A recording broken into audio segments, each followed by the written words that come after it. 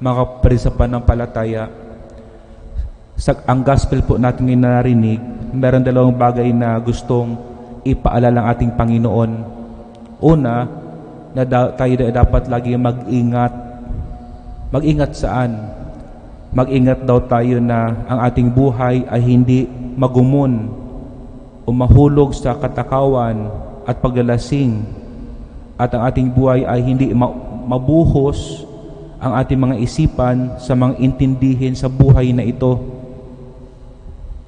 In other words, huwag daw hayaan ang ating sarili ay malupig, to be conquered, to be overwhelmed, to be under the control of greed, of worldly things and earthly pleasures.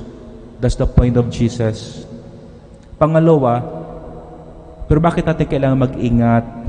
Kasi daw baka abutan tayo ng araw na hindi tayo handa. So before it's too late, we have to realign our ways according to the ways the Lord has set before us.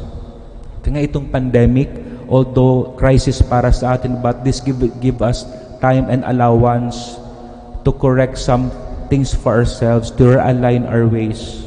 And I believe for the past 9 months and 10 months, nakapag-isip na tayo how to put back things that are bent in our lives. Nang bata po ako, usually kasi during summer and all kinds of vacation and weekends, lagi kaming umuwi sa lolo at lola namin sa mother's side kasi 30 minutes lang naman away from Legazpi yung kanilang town. At that time kasi yung kapatid na nanay ko, wala pang pamilya, so tumutulong muna siya sa lola at lola ko. Siya din kasi ang driver at nag-alaga ng mga ibang sasakyan na ginagamit for business ng lolo ko. Lagi ko siya nakikita araw-araw. Yung bago niya ilabas ang sasakyan o bago ito i-drive, ang dami mo niya mga ginagawa rituales. Una, bubuksan niya yung harap ng sasakyan, i-check ang tubig. That time kasi as a young child, I cannot understand what he is doing. Chine-check niya yung battery, chine-check ang manibela, ang brake, chine-check yung oil lagi. Paulit-ulit araw-araw bago i-drive.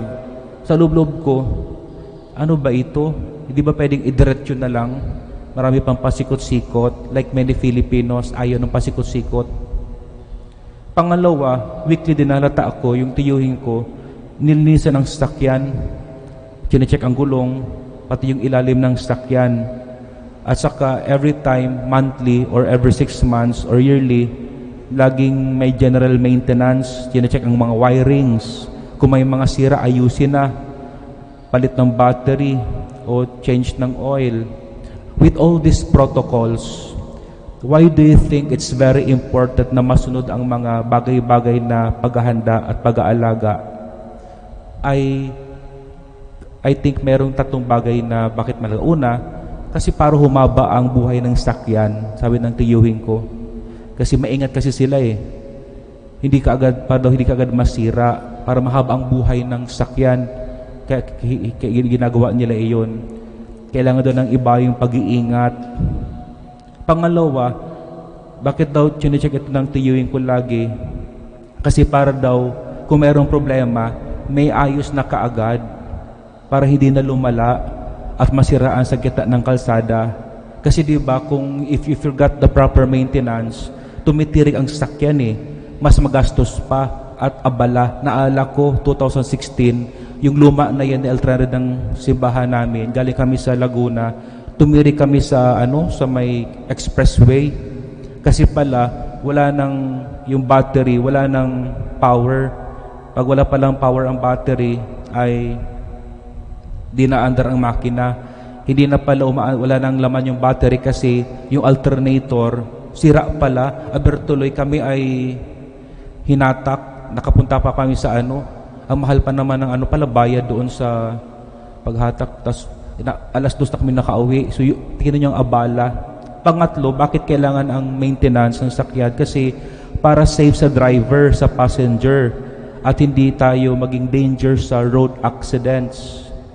And later, naisip ko, mga kapatid, if all these things I mentioned are needed for a safe driving, naisip ko rin, it is much more needed for ourselves from the words of Jesus to conduct regularly check-ups in our lives. Kung may mga bagay na kailangang maaga pa ayusin na. To mend our ways. What we call this, we also needed what we call preventive daily, weekly, or general maintenance of our life. I hope you will agree with me. We also needed to conduct regular check-ups for our own lives, not only lives of other people. And kung ako tatanungin ninyo, may 4 po na part sa sakyan o part sa buhay natin na kailangan laging i-check. Una, kung sakyan, sa tao din, i-check dapat yung kung pinakamahalaga sa sakyan ay yung brake. Sa buhay natin, ano naman ang brake sa buhay natin? Yung self-control. Kaya every day we have to check kung yung brake ba ng buhay natin ay malakas pa. Baka kasi kulang na ating self-control. Yung control ng bibig, control ng ugali, control ng katakawan, control sa emosyon, control sa attachment to things. Kasi if we lost our control, this is what Jesus calls debauchery. Pangalawa, next, very important, i-check sa sakyan, di ba, yung battery. Para sa akin, ang battery din sa buhay ng tao ay yung prayer life and union with God in prayer. Kasi kung kulang ng battery, baka tumirik tayo. Ang mahal-mahal pag mahatak pala dyan sa may expressway. Hinatak kami, tapos 3 minutes pa lang na huminto kami doon sa expressway, may dumating agad na pulis, tapos may tumatawag, kaya pala doon na yung tagahatak.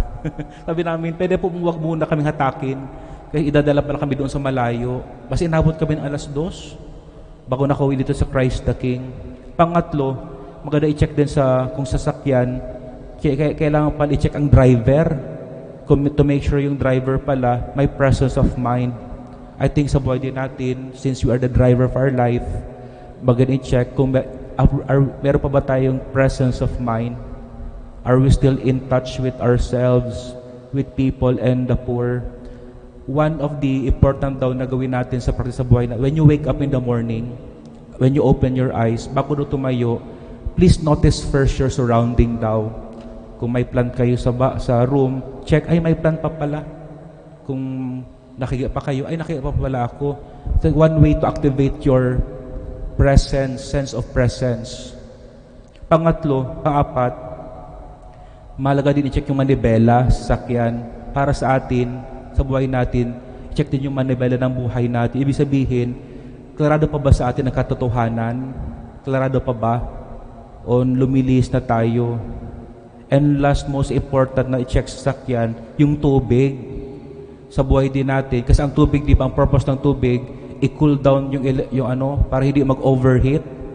Sa buhay din natin, ang i-check natin sa tubig, sa buhay natin, yung sense of patience at capacity to cool down ourselves when life is very, very stressful and pressure. So, kindly, every day, kindly check the water system in our coolant. Again, for this reason, it is very important for us that time and again, we find and spend time in evaluating ourselves, especially on the way we treat other people, on the way we treat ourselves, also on the way we manage our thoughts, our emotions, our words we utter to people every day. Friends, let us listen to the words of our Lord in the Gospel today. His closing remark in the Gospel, He said, "Be vigilant at all times, and pray that we have the strength to escape the troubles and to stand before the Son of Man." God bless everyone.